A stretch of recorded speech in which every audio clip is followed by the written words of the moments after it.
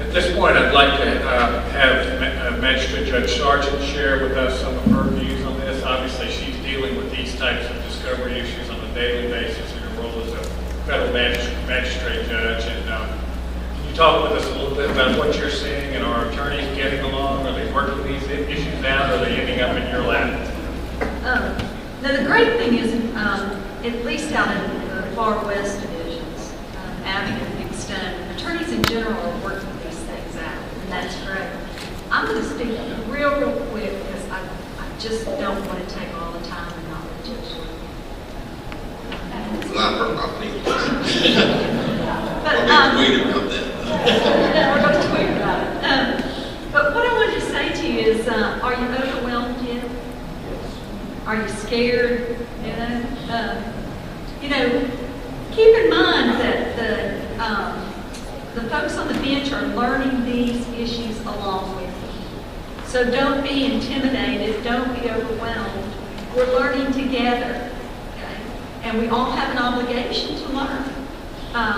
We can't stick our heads in the sand. This is the new digital age.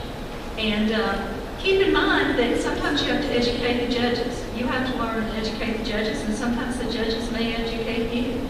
But we're learning together. But I just wanted to give you, just real quickly, some pointers. I call my part of the presentation what you can do in a simple, small case to avoid a complex, big eDiscovery problem. And in federal court, I like to think that we actually help you a lot. Because our rules really require you to consider these things right up front in your cases. Out here in the Abingdon and the Big Stone Gap divisions now, most of you probably know, I'm now doing all of Judge Jones's civil scheduling. And in addition to his criminal scheduling, I'm doing his civil scheduling. So all of the scheduling conferences now in those divisions are coming through me. And I'm entering a little notice that reminds you of your obligations under Rule 6 to confer and file a Rule 26F report. And I require those reports to be filed in advance of your scheduling conference. You cannot any longer dispense with that report because I require it. And let me tell you why I require it, because that's the only proof that I have that the attorneys, before getting on the phone with me, have considered the issues that they really need to be considering so that they can answer the questions that I'm going to answer or I'm going to ask when I get on the phone. In particular, remember under Rule 26F, you must discuss, opposing counsel must discuss various things, including preserving discoverable information. You have to discuss how to develop a discovery plan. And under Rule 26F3C, that plan must discuss disclosure and discovery of electronically stored information. So right up front, you've got to discuss that with opposing counsel. The issues I'm going to ask you about when you get on the phone is electronically stored information going to be an issue in this case? Is that something we're going to have discovery on? If so, where is it held? Who holds it? Where is it held? In what form is it held? And if you're going to ask for it to be produced, in what form or forms do you need it produced? Such as, very rarely, quite frankly, is there really a need for it to be produced in native format? Can you accept TIFFs? Can you accept other formats? Do you really need metadata? You know, people always want metadata, but they really don't need it. Usually they need the data. They don't need the data about that. So those are the things that I'm going to be asking you right up front. And the reality is now, when a case comes through your door, you've got to start asking these questions of your clients. And you've got to start knowing where electronically stored information is in a case. You think that complex commercial transactional cases, sure, there's a lot of electronically stored data, but in your average car wreck or domestic case, you may find more than you think. Right up front, you got to ask your client something as simple as, let's say it's an accident case.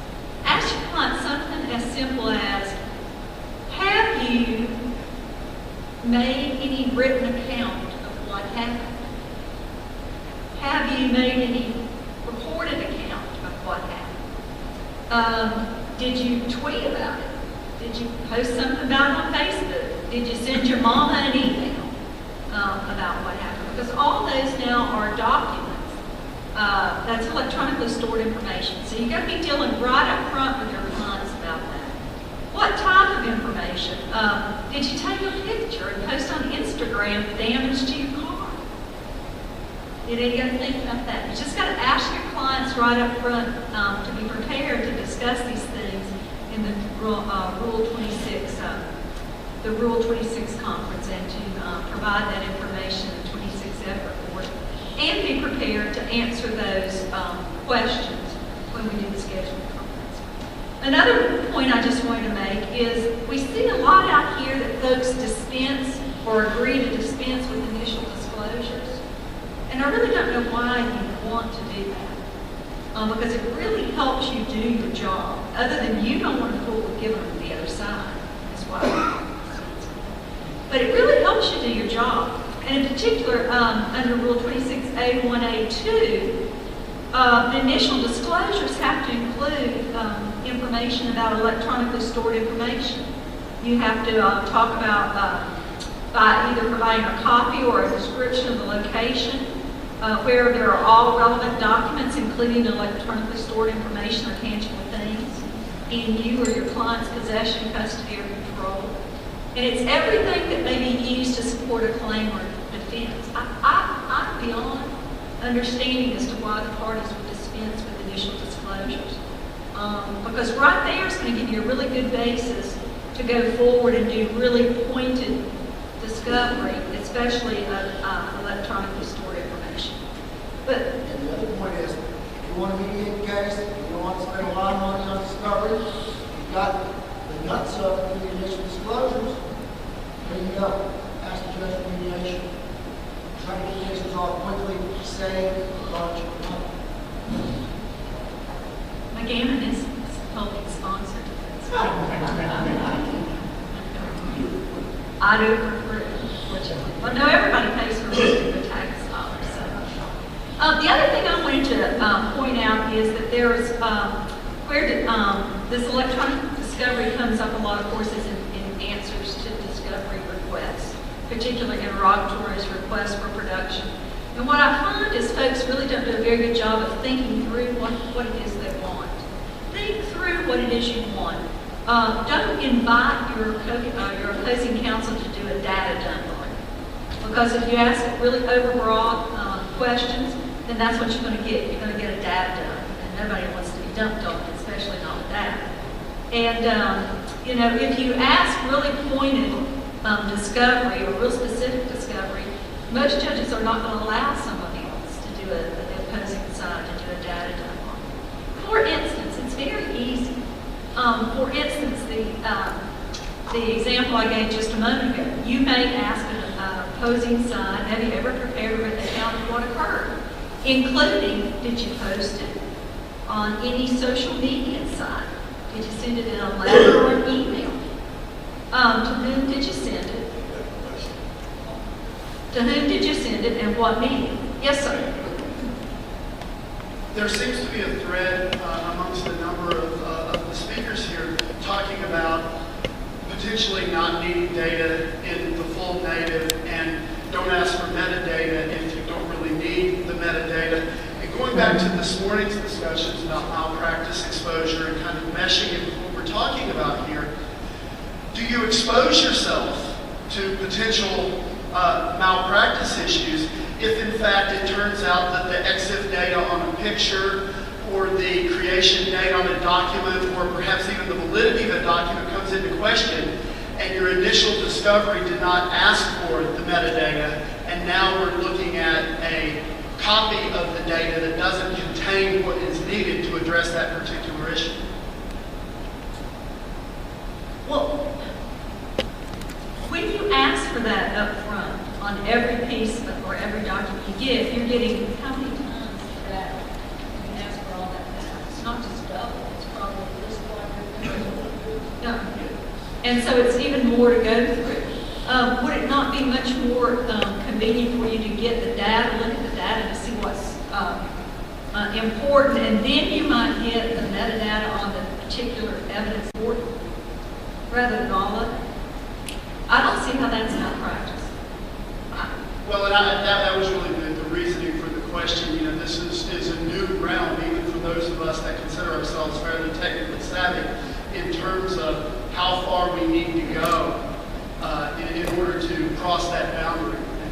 I mean, for instance, let's just talk about a word processing document, okay? You want the contents of the document. You don't necessarily have to have it in Microsoft Word or Word Perfect because, and quite frankly, from the other side, I would want you to have it in that format because you might be able to alter it. I would want to put it in a format that it's not as easily altered to you. But you don't really need it in data format. You need to know what the content said. Now, depending on what the issues are in the case, you very well may need to know and have proof of when it was created and who it was created by, but also that proof may be able to come through a deposition from the sender. You know, did you create this and when did you create it?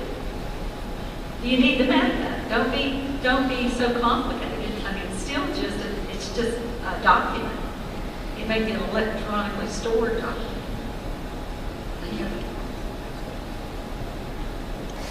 Is there another question? Yes, ma'am. I have a question for the panel in general. When it comes to Brady material, oftentimes in the criminal context, the Commonwealth or the state's proof relies on the credibility of their complaining witness. I was wondering if you all could speak to the duty under Brady for the Commonwealth or the state to investigate the social media side of their complaining witness to find out whether or not there's some credibility issues there.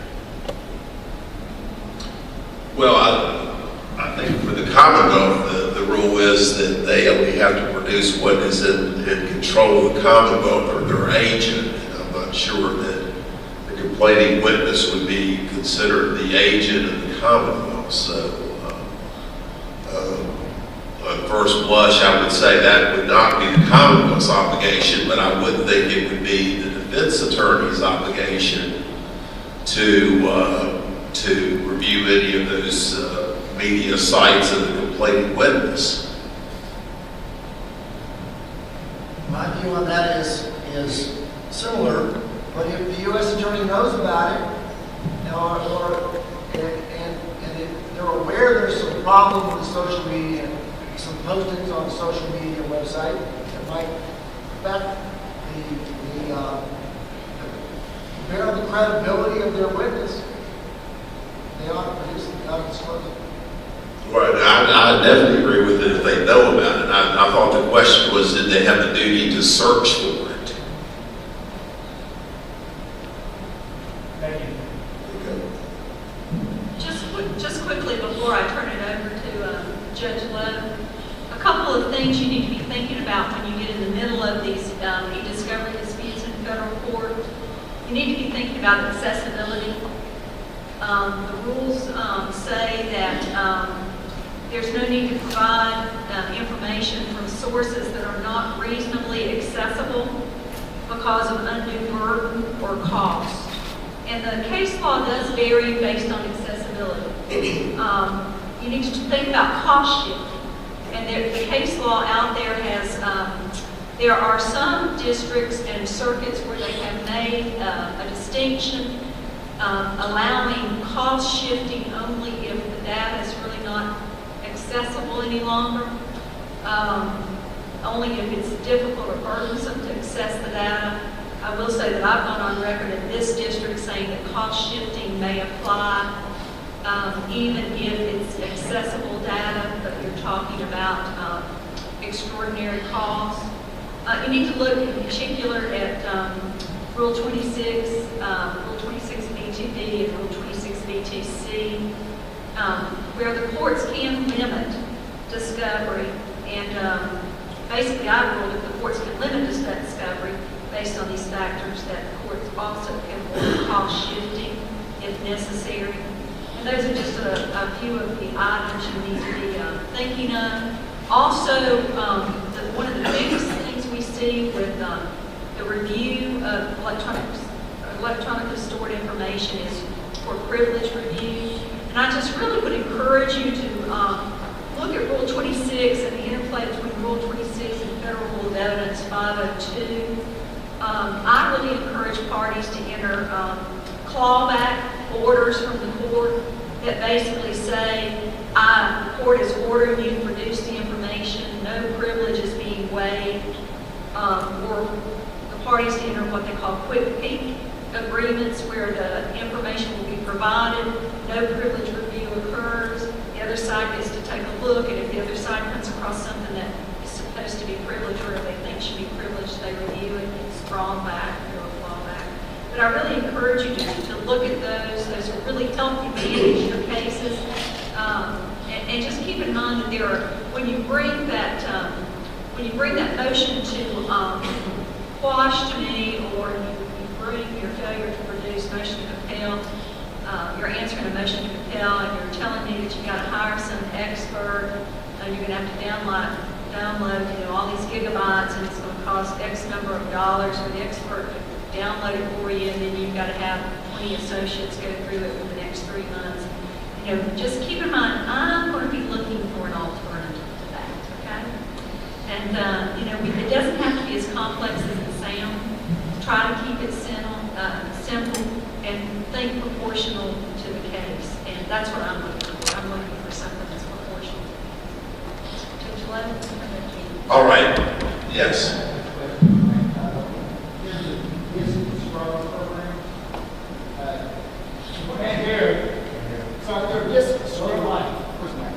He asked if there were disc rubber programs. No, there are disc scrubber programs. To the extent that these have been, I guess, run or executed on a disk or on a file, how much of that data is actually recoverable, or any of it, or if it's not recoverable, or is there any type of, I guess, evidence that would suggest that the scrubber has been executed on the file or on the disk to leave some type of evidence or trail that we know that the defendant or plaintiff has gotten rid of evidence? The existence of, or the previous existence of, and running of those kinds of programs typically can be determined. The effectiveness varies. Evidence eliminator, I know specifically, is pretty crappy. It doesn't remove stuff like they advertise that it can be removed. But there are programs that are very, very good. There's a difference, I think, between actually trying to erase and overwrite, wipe a drive before you donate it to charity. And you want to make sure that that thing's all gone, and you can totally do that, versus installing a program that by design is intended to run in stealth and try to hide itself and yet target destruction. Targeted wiping is very difficult to achieve 100% effectiveness. Like normally you can tell that they were there, that maybe they were run, not necessarily what they deleted them, potentially. The when is also a possibility. Typically you can, depending on how careful folks are. They really don't, especially in a Windows world, there's a lot of artifacts that happen in the background that users don't know are going on. So you can, we have a lot of cases where that exact scenario is done, where somebody tries to destroy government tracks, and we get them all. All right, I have 4 minutes left. I can do this. First, let me start with the reason we're here is David Harless had this idea. He got the bars together and made it happen, so we need to thank David Harless. What I want to thank you on behalf of the bench for being here as members of the bar. This was great. If we want to do it again next year, each one of you needs to go back to your bar president and say, we want to do this again.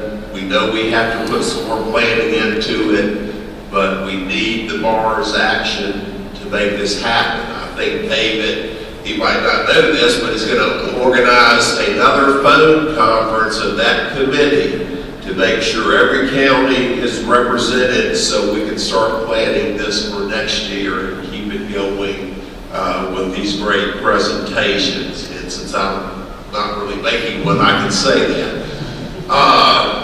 Let me ask, has anyone, and I've got enough judges here that I can give you immunity, has anyone during this conference read their email? Raise your hand, come on. Has anybody sent an email? All right, has anybody taken a photograph with their cell phone? Other than I knew you'd come through for me, Mr. White. and has anyone posted that photograph to their Facebook page? All right. Excuse me. You have a sorry life of The point of that is, and last, those who are not members or on the bench, do any of you represent clients? Raise your hands. Okay, and I'm not trying to be silly. The point is this: the game has changed.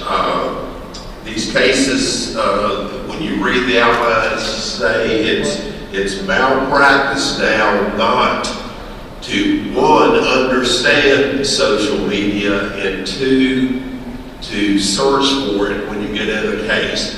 In state court, you know, we don't have the big corporations down in this area where we have the document issues, but it's hardly a case that goes by that I'm not presented with a Facebook page or the other judges, either in a criminal case, domestic case, to prove something. Now, I'm very concerned after reading these cases, and you need to proceed cautiously with a great deal of advice before you ever tell anyone to embrace anything. But I think you can tell your clients, this is what's going to happen. People are going to look at your Facebook page. The police have programs that they can determine who your friends and connections are. They will look at their Facebook pages and see what has been posted. In domestic relations, I always call it, on the Facebook page, it's the new relationship. You know, you always get the photograph of, you know, whether it's the husband or the wife, they've got the new person there. You know, I'm going to get that photograph. Both on email and text, you get the rate. And you see why these people are getting divorced. You know, the other side knows how to push their buttons, and you can see it building up, and then the red comes. Well, you know, why is that important? In a child custody case, one of the issues under the code that the court has to look at is whether the parties can communicate in a civil manner in dealing with the child care and raising the child. So that comes out. I'll tell a quick story. Mary Lynn Tate was my law partner. She came back from Richmond, this was years ago, and she had all of us come into the library, and she had brought back a fax machine from Richmond. We looked at that fax machine and said, what is this? And she explained what it was, and thought, well, that's pretty neat. And then one of us said, but who are we going to fax to? Because we're the only department in Abingdon that has a fax machine. So now, if you call another law office and they don't have a fax number, you would wonder today, you know, what is going on. That's how much, and I'm not as old as the other persons on the panel. So we have moved quickly through technology. And in Virginia, it's not appropriate for a judge to have a Facebook page. So I had to go to my secretary yesterday and get her to explain to me how a Facebook page works. My 23-year-old son can look you in the eye and hold his phone here and carry on a conversation with his thumb. You know, those who are closer to my generation, this is a warning. You need to figure out how this works. You need to protect your clients. You know, this is just going to progress further. Quickly, because I have 1 minute left, Obviously, in the admission, you have, how is it relevant? It's typically hearsay, so be ready with what hearsay exception it applies to. The biggest hurdle will be authentication.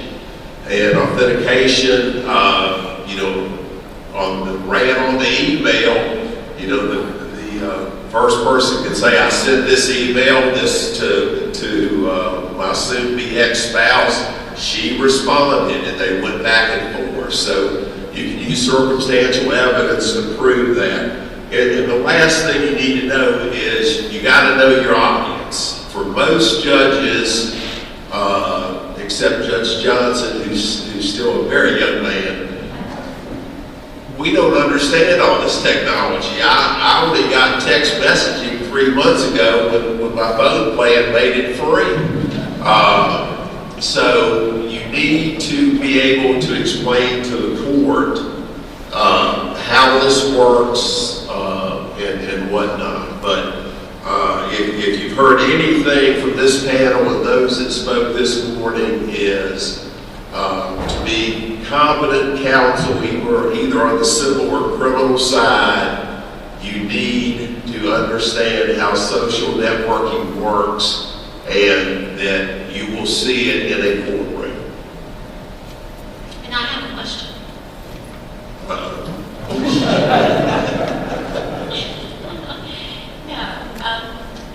it's not often we have as many judges and knowledgeable persons about electronically stored information together. So that's why I want to take the opportunity to ask this question. I'm concerned, especially in civil litigation, that electronically stored information discovery has essentially, if not already, will become a blank check for discovery against a plaintiff. And the reason I say that is there's almost always a mental anguish component to any injury. There's almost always some indication of depression, and in many, especially serious cases, there are cognitive impairments, brain injuries, the whole gamut, from pain that could create some impairments to all sorts of other things. So my question is, how do you draw the boundary for scope of discovery? How do you limit breadth? And let me give you a couple of practical examples. In a particular group of cases, I've turned over Facebooks, Twitter, Instagram accounts, just here it all is. And the next phase is, okay, we want text messaging, we want phone messages, we want chat messages, we want all email in any format wherever it exists.